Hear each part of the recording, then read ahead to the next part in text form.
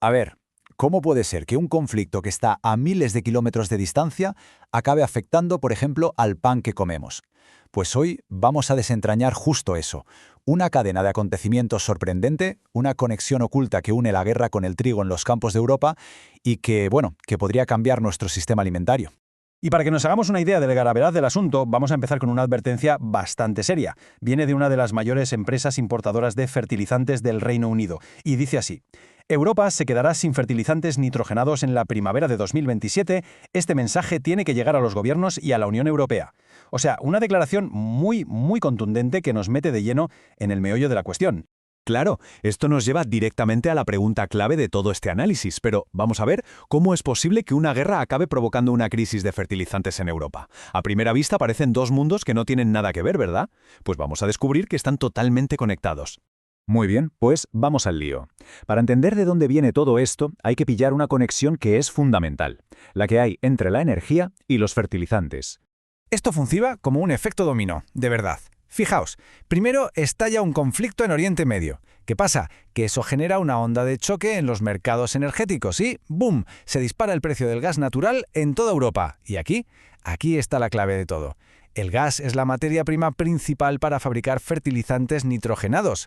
Así que si el gas se pone por las nubes, el coste de producir fertilizantes pues sencillamente explota.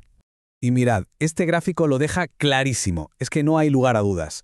Esta línea muestra el precio de la urea granulada, que es un fertilizante nitrogenado súper importante. Fijaos en esa subida. Es que es casi vertical, un pico tremendo que coincide, pero al día, con el inicio del conflicto el 27 de febrero. La correlación es, vamos, directa e inmediata. Y para que le pongamos un número a esa subida, que es brutal, el precio de la urea en Europa saltó un 32%. Un 32%, y esto en poco más de 2 semanas, entre el 26 de febrero y el 12 de marzo. Es un aumento masivo en un tiempo récord, de verdad. Vale, ya hemos visto los mercados, la energía, pero ahora vamos a bajar a tierra. ¿Cómo se traduce todo esto a pie de campo? Porque claro, esta crisis macroeconómica aterriza de golpe en las tierras de cultivo y obliga a los agricultores a tomar decisiones, súper complicadas. El agricultor, de repente, se encuentra con un dilema tremendo. A ver, por un lado tiene cultivos de alto rendimiento como el maíz o el trigo, que dan mucho, pero también necesitan un montón de nitrógeno. Con los fertilizantes por las nubes, plantarlos es jugársela mucho. Y por otro lado, ¿qué tiene? La soja, una alternativa mucho más económica, que necesita menos nutrientes y que de repente se convierte en la apuesta más segura y más rentable. Y ojo, que esto no es una teoría, ¿eh? Esto está pasando ahora mismo. Escuchad lo que dice un comerciante de maíz de Italia. El cultivo es en abril y mayo, y los agricultores están eligiendo la soja en lugar del maíz porque los fertilizantes son caros. Más claro, agua. Es una confirmación directa, desde el propio mercado. Entonces, claro, ¿qué pasa si sumamos todas estas decisiones individuales por todo el continente? Pues el resultado es que estamos viendo literalmente una reconfiguración de la cosecha europea. Los patrones de cultivo de siempre están cambiando a una escala enorme. Y los números hablan por sí solos y la verdad es que son preocupantes.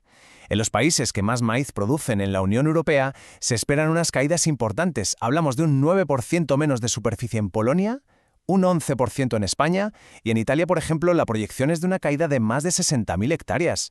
Son cambios enormes, que van a afectar a toda la cadena de suministro.